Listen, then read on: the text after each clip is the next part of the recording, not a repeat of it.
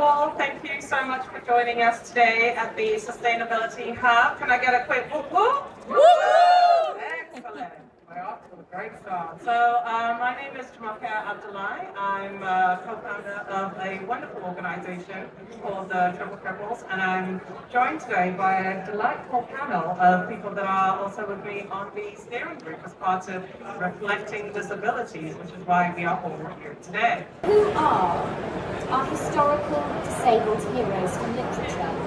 We've got Hook, we've got the Hunchback of Notre Dame, and we've got Tiny Tim. It's quite a lineup. They're all memorable characters, but not for the right reasons. Between 1940 and 1970, in the US and in the UK, over 300 books featuring a disabled character were published, but the characters were mostly infantilized or showed them wanting to avoid the world. I've wanted to avoid the world many times, but it's got nothing to do with my disability. When I was little in the 80s, things did move on a little bit, but disability books were very much issue-based. For instance, a lovely book called Jeanette's New Crutches, where there is no character, no story, no adventure. It's just a very nuanced book about crutches. So unless your name is Jeanette or you need temporary crutches, it's probably not for you. Then in the 90s, there begins a trend of disabled sidekicks. Often it's a disabled sibling of the protagonist. They are often the point of sorrow or embarrassment, and they're very rarely written by anyone with the lived experience of that disability. In the noughties, things get better, but there are still stumbling blocks, huge stereotypes, and wildly negative connotations to overcome. It's not simply enough to have disabled and diverse representation, it's got to be authentic, or it ends up doing more damage.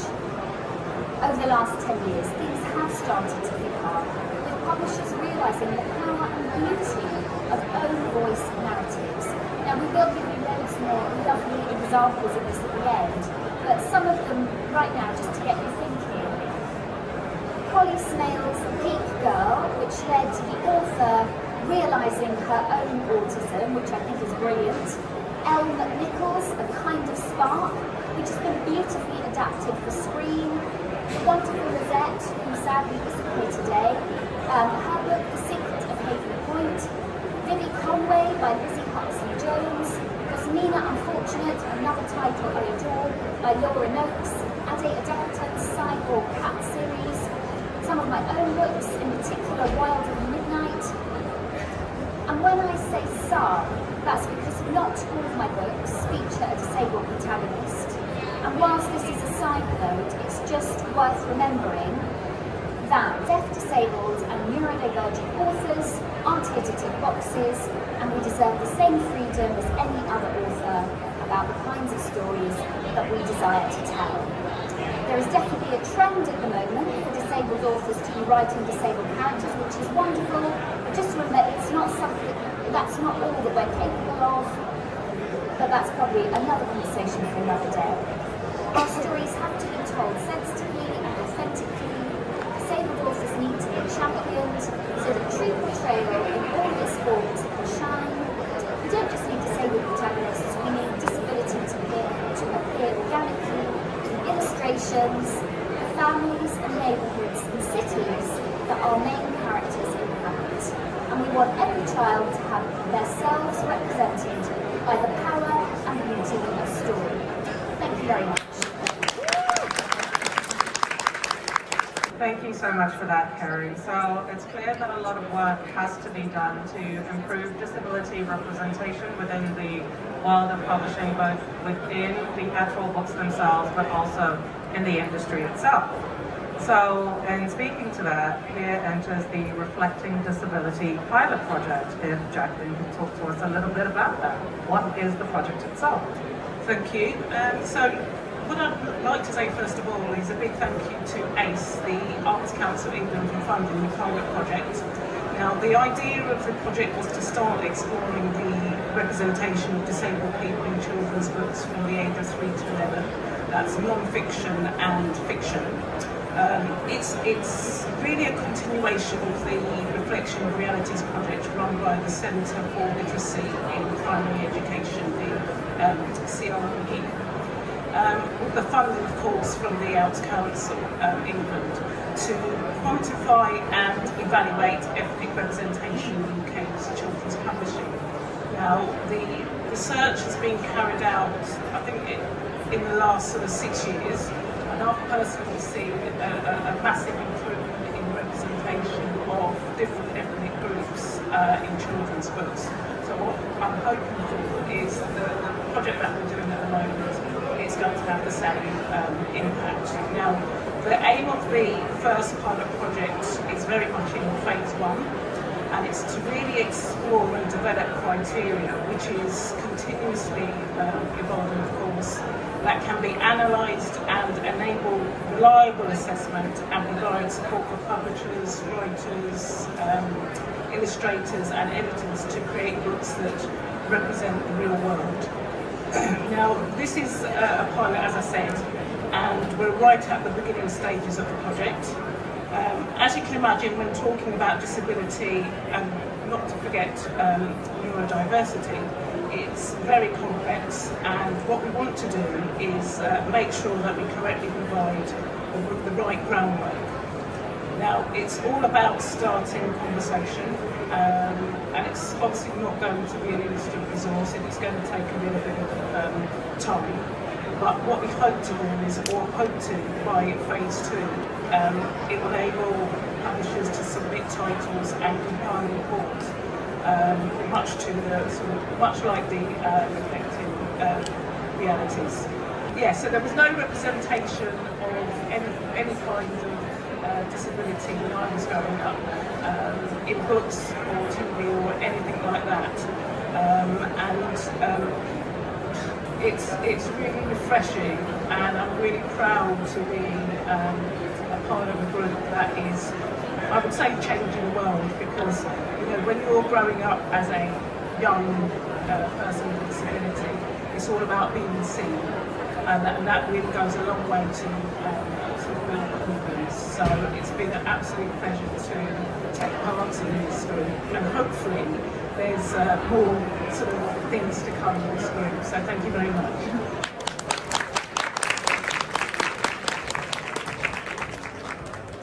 Wonderful, thank you so much for that, Jacqueline. And yeah, I'd also like to mention being so pleased and happy to be part of the steering group, and the fact that it's been widely welcomed by different audiences, including publishers, and one of whom we will hear from a little bit later.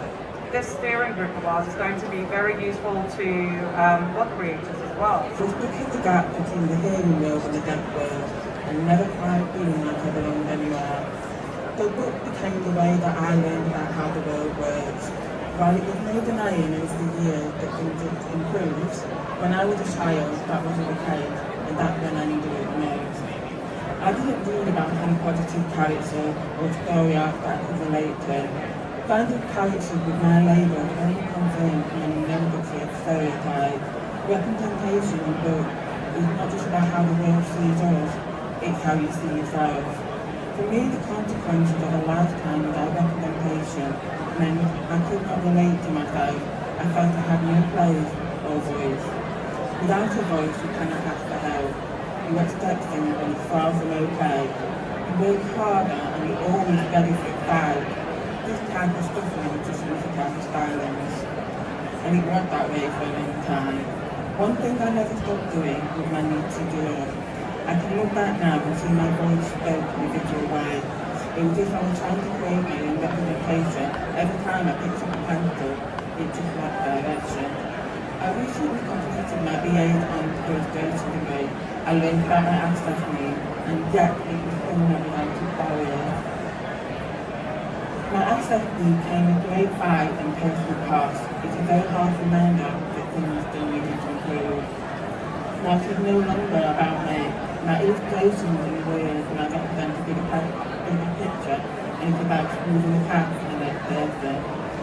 My journey has led me to this moment, using my voice standing before you today, in my very first ever published poem. Statistically, the odds were never in my favour. Disabled people were more likely than non-disabled people to be unemployed or even lower paid jobs. We are less likely to have a degree and yet more likely to drop out. Because I fought to move through my barriers, I got first in my BA. Which it was a fight. It was a fight I simply had to give. And it is the type of thing that stopped the right people being where that conversation was needed.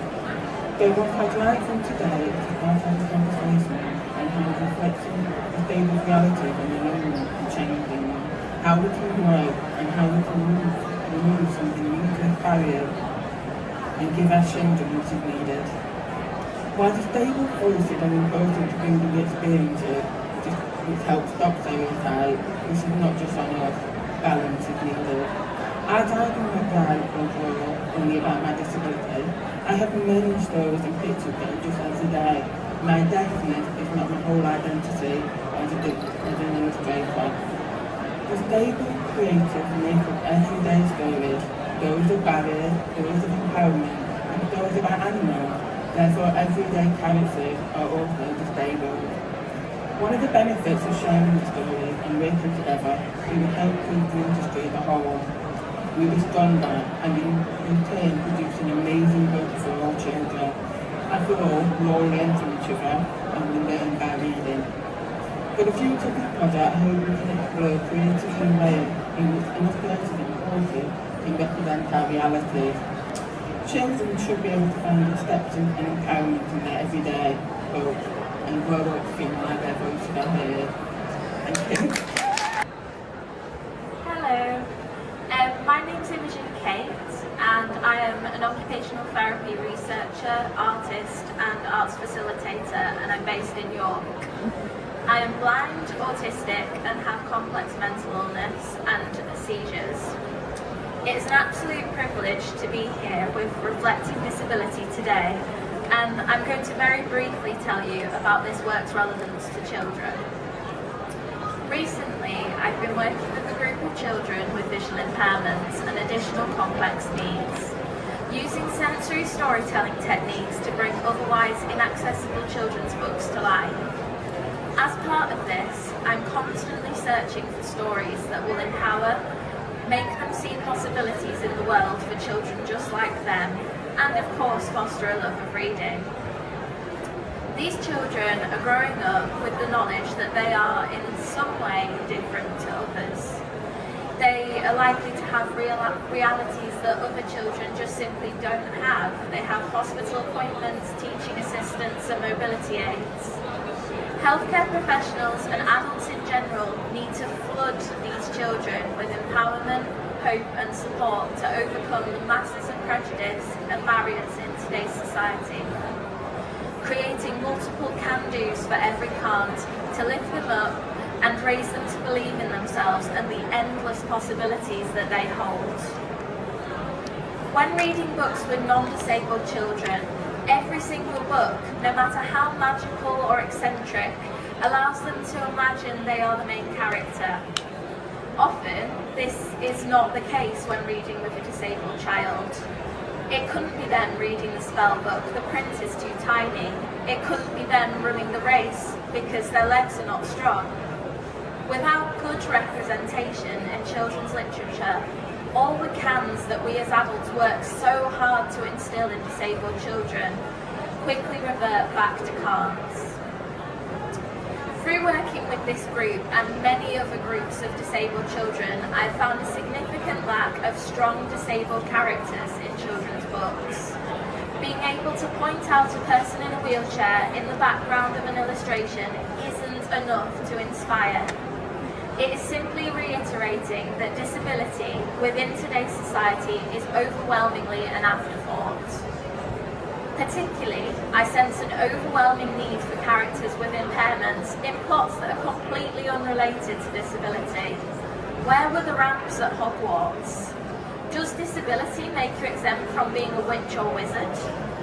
The temptation when creating a book with a disabled child is, of course, to signpost to morals, kindness, equality, and wider issues in today's society. The disability kind of becomes centric to the plot rather than just a cool fact about the character.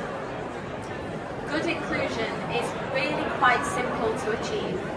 As well as enthusiastic nods to diversity with obvious references to disability aids like wheelchairs, simple details like a child reading with an overlay, as I've drawn there, is just as successful.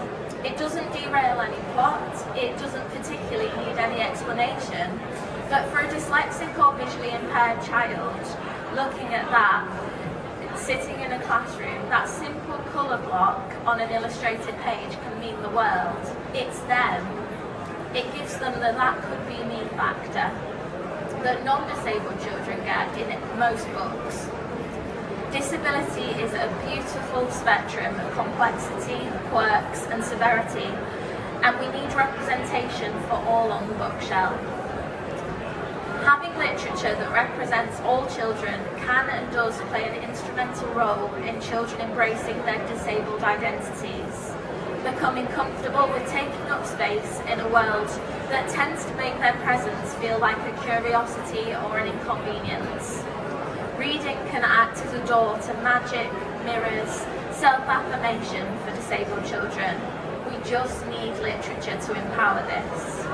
Who knows, perhaps there were ramps at Hogwarts. We just will never know. So we know that as the audience you are keen to hear about how our project is coming along, and while it is still very early days, we're happy to share with you just a few of the examples of discussion that we've been having so far and the kind of challenges that have been involved in having conversations like this. So Beth, if you could take us away.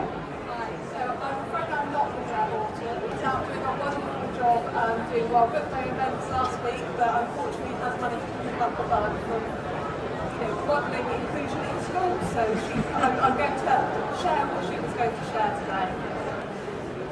The social model approach was developed by disabled people, and that approach is that people are disabled by society, not by their bodies. So by inaccessible environments. Thankfully the ramp appeared in time for this event today, but that would have been a way that there was a barrier to access.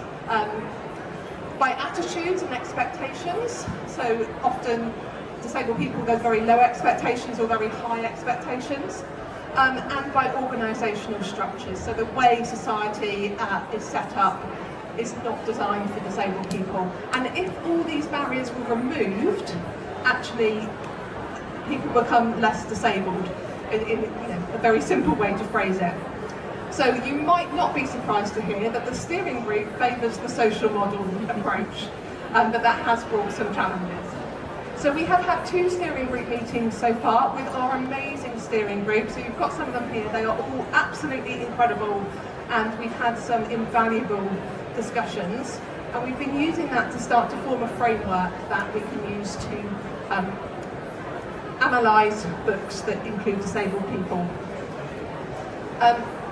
Disability takes many, many forms, and it's very, very complex to create a framework. And one of the key issues here is we want to use the social model approach, which doesn't want to medicalise people, but we do need to analyse what representation is and isn't found in children's books, so who is being represented and who isn't, and compare that to the government data, which means that some medical labels and language is necessary to enable us to do that.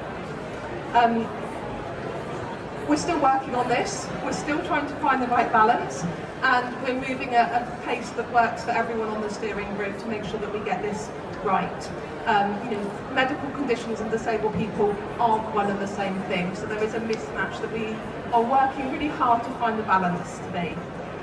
On top of this, disabled people shouldn't be expected to explain their medical history and condition. Some may choose to, but there's absolutely no obligation or expectation, and it's the same in children's books. But that means that when we come to analysing books, someone's impairment and condition often isn't specified, and we'd only be able to assess it and categorise it based on what is seen. This again makes it much harder to compare with the national data we can access. We've already tested out an early version of the framework on some books, which was a really valuable exercise because it highlighted some very important gaps, and that means we're further refining it along with working on the categorisation. very shortly, we've got a wonderful publisher advisory group who Jacqueline mentioned, so soon we hope to be working with them to test our draft submission form, and they will then submit some books that we can use to test the framework. So obviously the books we used already were ones we had on our bookshelves, which Alex and I might have known quite well. So that will be the next stage, and this will help us see whether the submission form is workable, which Alex will tell you a bit more, and help us to see if the framework is at a point where we can use it or if it needs further refinement. And as to what happens next, I will hand over to Alex now. I hope you'll agree, it's been amazing to hear from the steering group today, or some members of the steering group. They are an incredible team, and it's quite humbling working with them. Their kind of combined experience and knowledge is just awe-inspiring, and the time that they're giving to this project as well is phenomenal. So just want to say a massive thank you to them without getting too emotional. And I think for you, what it also means, or for all of us as people who love books and work in books and help create books, this project is in very safe hands. And what it means going forward is that the sort of material that they're going to generate from this project will start to help create more amazing books like you see on this screen. So that's the kind of long-term vision. This is very much a pilot project. But I think we're all hoping very much there will be a phase 2. We are optimistically referring to this as a phase 1. So let's hope that's warranted. The phase 2, if and when it comes, would hopefully be next year, spring 2025. So as Beth said, we'd be hoping by that stage we'd be able to have been asking publishers to start submitting titles to be considered, and that will probably be titles that were published during 2024. For publishers out there, and I guess anyone creating books, it's quite a good time now to start thinking about the sort of books that you'd like to see submitted to this project, and perhaps finding somebody in your team, if you're working with publishers, who really knows that book inside out. We can't ask people to tell us about whether or not they're disabled when they submit the book. We can't ask about the author for various reasons, including GDPR and just the fact it wouldn't be appropriate. So it's very important to us that we find out everything we can from you and from your authors and illustrators if they're happy to share that information. It might just be information about how that book has been researched, or it might be about the author's own experience, and that should be up to them or the illustrator to share that if they want. But it's things like that we will start thinking about.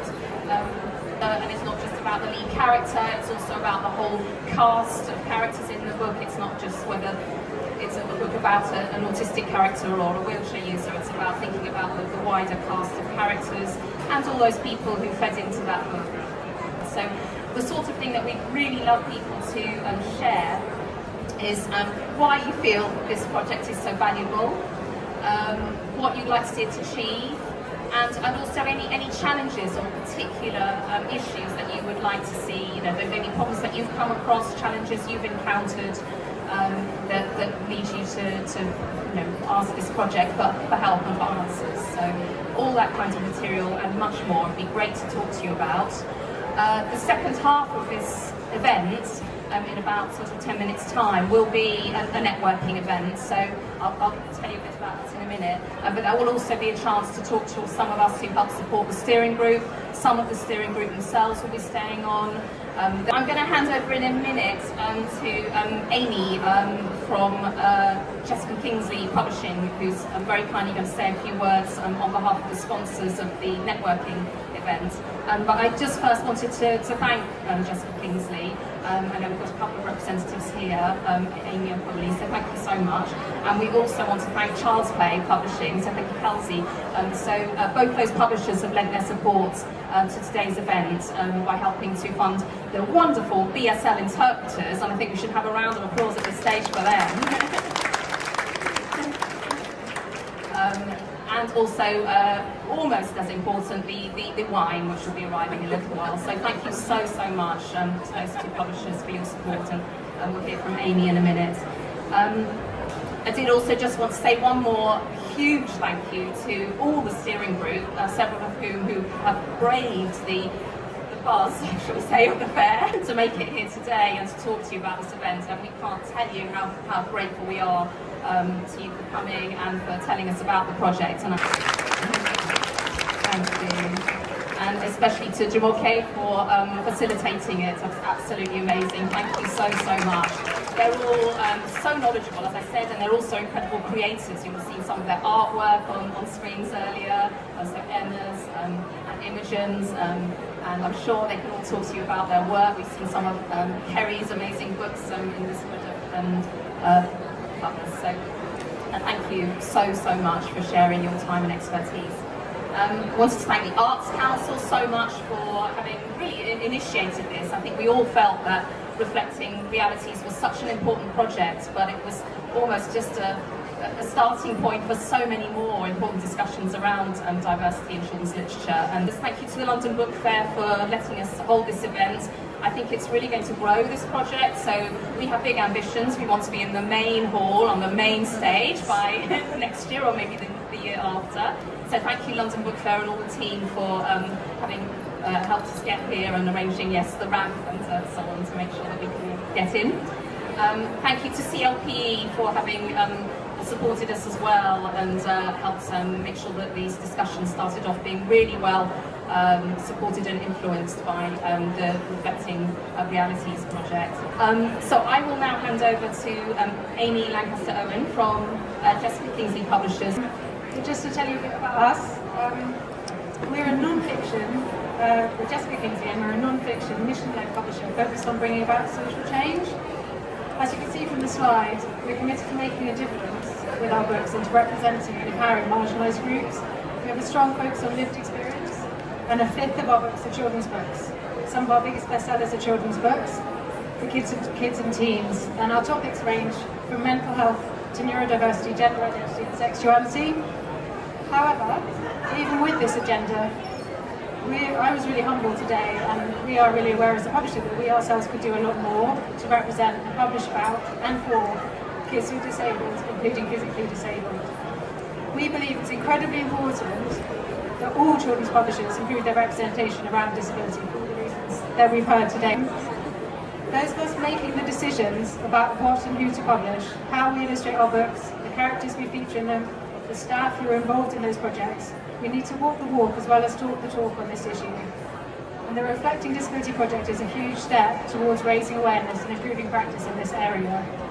We've heard some really inspiring people today calling for change, so that all children can see themselves and people like them in the books they read.